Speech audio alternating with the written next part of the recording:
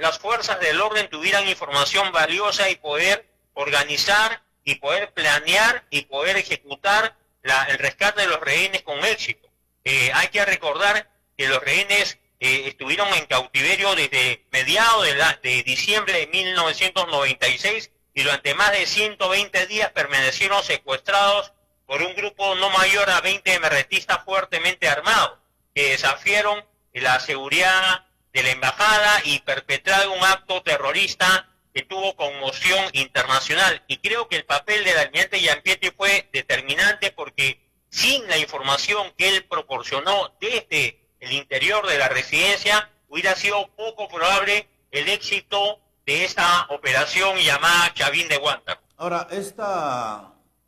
pérdida irreparable permite reflexionar también hombres como el ex parlamentario y ex vicepresidente Luis Giampietri. Hace mucha falta en estos momentos de crisis política que agobia y va ahogando al país, ese doctor. Entonces, ¿cuál sería ahí el punto de reflexión como para ver que nuevamente volvamos a retomar ese prestigio, no tanto en el Parlamento como, por decir tanto, en el Legislativo y el Ejecutivo, doctor? Bueno, conocí personalmente al almirante Giampietri, mantuve con él una amistad, de alguna forma gocé de su confianza, me he reunido repetidas veces con él, alguna vez lo acompañé en un viaje al exterior, donde recibió el aprecio de la comunidad peruana en los Estados Unidos, y sé de su valía personal, humana, profesional y su compromiso con el Perú. Hace un año aproximadamente le dediqué una columna de opinión porque él estaba, a pesar de su estado de salud, luchando para enfrentar a las huestes de Sendero que de alguna forma estaban en el gobierno a través de Pedro Castillo y de Perú Libre. Él tenía muy claro que era necesario doblegar al enemigo, doblegar a Sendero Luminoso y al movimiento revolucionario Túpac Amaru, porque estaba convencido que estos miembros de partidos radicales no habían cambiado en su prédica comunista. Él siempre decía que había sido rehén y había escuchado a diario la prédica y la forma como defendían su posición ideológica marxista-leninista al interior de la residencia de la Embajada de Japón, porque tenían largas peroratas en las mañanas todos los días los emergentistas frente a los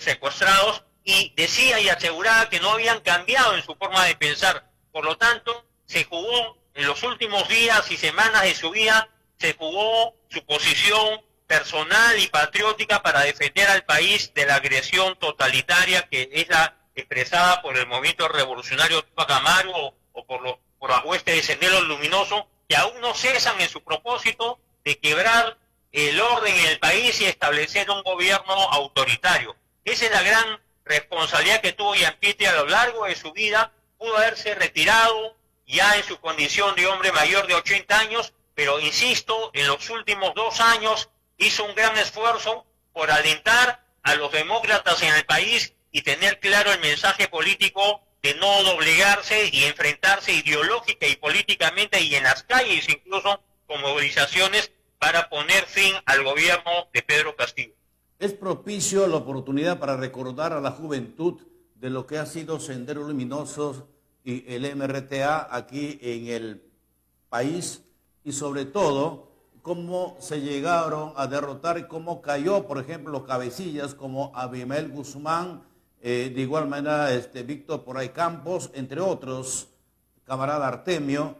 y entre otros líderes que prácticamente han destruido al país y querían tomar el poder a través de las armas. Entonces, y eso la juventud no sabe, lo que significa Sendero Luminoso y lo que hoy posiblemente se hacen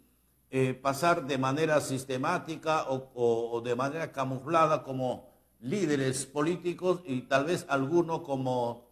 padres de la patria, ¿no? Doctor. Bueno, definitivamente en una democracia hay libertad de expresión y los partidos pueden organizarse, pero lo que no se puede aceptar es que hayan miembros o agrupaciones políticas que en nombre de la democracia y la representación política tengan posiciones radicales extremistas en contra del Estado de Derecho. Por ejemplo, es claro que Sendero Luminoso tenía presencia en el gobierno de Pedro Castillo, había ministros designados, cercanos ideológicamente a Sendero Luminoso o al movimiento revolucionario Tupac Amaru, que nunca deslindaron con el terrorismo. Y creo que la labor del almirante Gianpietri y otros peruanos patriotas era no solamente cuestionar políticamente a un movimiento subversivo, sino enfrentarlo y alentar a los más jóvenes para que puedan manifestarse en las calles. Creo que la lucha, amigo Wilson, no ha terminado. Esta es una lucha ideológica. Alguna vez he escrito que la lucha contra Sendero Luminoso no tiene fin. La lucha debe permanecer activa. Hay que confrontar en el plano ideológico, filosófico y en el plano político y de organizaciones y partidos políticos democráticos para tener claro que el Perú, a través del comunismo, del extremismo subversivo, no va a lograr sus objetivos de reducir la pobreza, aumentar el crecimiento económico, las desigualdades y crear bienestar para las grandes mayorías. Este es un llamado a los más jóvenes, a todos los sectores del interior del país, a los sectores más afectados por las necesidades básicas en Lima y en provincias, de que es necesario apostar por la libertad, por la inversión, por el empleo, por el crecimiento económico, y así como antes hemos luchado contra el Sendero Luminoso y el movimiento Tupac Amaru, y lo hizo el almirante Gianpietri, primer vicepresidente de la República, es también necesario ahora luchar, Wilson, contra el Tren de Aragua, porque el Tren de Aragua está asolando Lima, asolando las provincias y atentando sobre todo contra pequeños empresarios, bodegueros, colectiveros, taxistas, mototaxistas, de una manera vil y más aún tan agresiva que incluso llegan al homicidio y al sicariato de una manera injustificada. Hacerle recordar también, doctor, creo que es necesario a la nueva generación cómo se han enquistado, ¿no?, estos denominados ideólogos marxismo-leninismo a través sistemáticamente en distintas instituciones y ministerios de educación, llámese también universidades, hasta en la política, que actualmente justamente han llegado hasta ahí, pero gracias a Dios que se ha puesto una pausa y esto al parecer tiene que tomarse en conciencia para ver de qué estamos hablando y de qué se trata toda esta ideología, bueno, ¿no? Que ellos lo más grave para el Perú lo más grave para el Perú en los últimos años ha sido que los marxistas leninistas de diversas vertientes o pro-terroristas han tenido la complacencia y la complicidad y el acompañamiento de los llamados caviares, que son,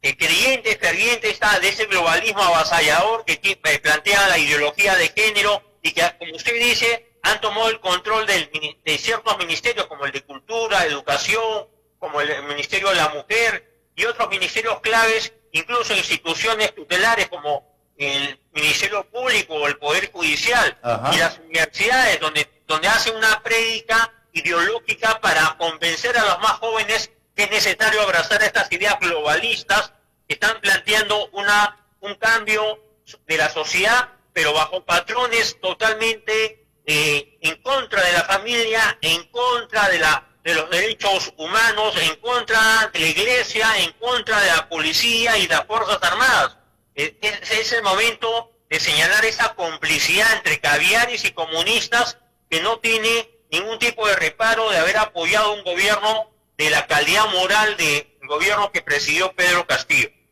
Bueno, las cosas están claras, lo único que nos resta es que esto entiendan los que no han vivido esos años anteriores, el embate y precisamente el terrorismo aquí en Lima, que cada momento habían pues se tumbaban torres, explosivos, muertes, asesinatos, en fin, todo era un caos, y gracias a que se volvió a poner a buen recaudo a estos cabecillas, pero sin embargo todavía ha quedado de otra manera, han trabajado sistemáticamente, como lo vuelvo a repetir, y ahora de esa manera hay que estar atento y que la población de esta nueva generación entienda de qué se trata este tema del terrorismo cuando se habla, los que hemos vivido, doctor. Sí, definitivamente. La lucha es en el campo ideológico y político, pero también en el campo de la movilización y hacer entender a los más jóvenes que un país es viable cuando hay inversión, cuando hay empleo, cuando hay crecimiento económico, que no se puede reducir y desaparecer la pobreza por un decreto o por una ley. es necesario tener una mirada de futuro, pero también defender al país de la agresión terrorista y de la agresión delincuencial, que en el caso del Tren de Aragua es manifiesta y está creando zozobra no solo en Lima, sino en el resto del país. Un homenaje al almirante Gianpietri, un homenaje a una persona que deja un gran legado, y creo que el Perú pierde un gran hombre, pero se inicia la etapa del reconocimiento póstumo a la figura de un hombre probo y que tuvo la convicción de que el Perú necesita de todos, y como marino y como vicepresidente sirvió al país hasta el último de sus días. Perdemos un hombre, pero sin embargo queda un legado para aprender de él y mirar de él lo que ha sido en esta lucha, pues que hoy prácticamente está un poco flaco, ¿no? Un poco débil en lo que respecta a las autoridades que tienen que tomar cartas en el asunto. Entonces, hoy día, me parece, doctor, el Congreso de la República también va a rendir homenaje al que vida fue Luis Gianpietri. Bueno, entiendo que sí, entiendo que hay actividades oficiales porque fue vicepresidente de la República. No conozco los detalles de los actos protocolares, pero entiendo que el Congreso de la República le corresponde rendir homenaje póstumo al vicepresidente Gianpietri y ex congresista, y entiendo que la familia ha organizado también el velorio en las próximas horas en el Hospital Naval, tengo entendido, ¿no?, que estaba ubicado en la Avenida Venezuela, y se supone que en horas posteriores habrá un desplazamiento, o tal vez mañana, al Congreso de la República para que se le rinda el homenaje de carácter oficial que corresponde por la alta investidura que tuvo en el ejercicio del poder. Qué bien, doctor, le agradezco mucho por hacer énfasis en lo que ha sido la vida del ex parlamentario y ex vicepresidente en el periodo del doctor Alan García Pérez, Luis Gianpietri, que también ha sido pues almirante y con gran conocimiento en técnicas de investigación de alto nivel. Gracias, doctor José Antonio Torres Iriarte, y a ver unas palabras para despedir respecto a este tema y rendir este homenaje por esta irreparable pérdida del ex parlamentario Luis Gianpietri. Mi homenaje al almirante, no hace mucho tuve la oportunidad de tener una larga conversación en su domicilio, conversamos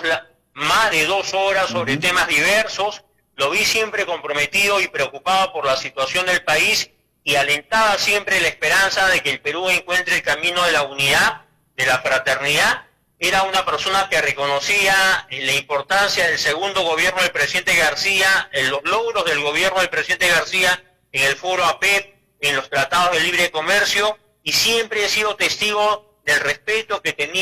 generaba el almirante Gianpietri al interior de la Marina y entre los políticos en actividad, y más aún me contó de las múltiples adhesiones y simpatías que había recibido de embajadores y dignatarios internacionales que reconocían que cuando él presidió los actos organizativos del foro APEC en el 2008, se hizo con total pulcritud, con la mayor seriedad, con el menor gasto para el erario nacional y con logros concretos que fueron liderados por el presidente Alan García. Él sintió mucho la muerte del presidente Alan García, así me lo manifestó, y creo que el país está en deuda con él. Creo que la nación debe darle el lugar que se merece en la historia nacional, y siempre será bueno recordar y enseñar a los niños y más jóvenes del Perú quién fue Luis Gianpietri como almirante, como vicepresidente y como un hombre comprometido con el destino del Perú. Qué bien, doctor, muchas gracias por este homenaje al almirante Luis Gianpietri, que en paz descanse, que Dios goce, y que también para la familia, ¿no?, hay que fortalecer este momento de intenso. Gracias, doctor José Antonio Torres Iriarte, y buenas tardes. Muchas gracias por la oportunidad. Buenas tardes. Vamos a una pausa.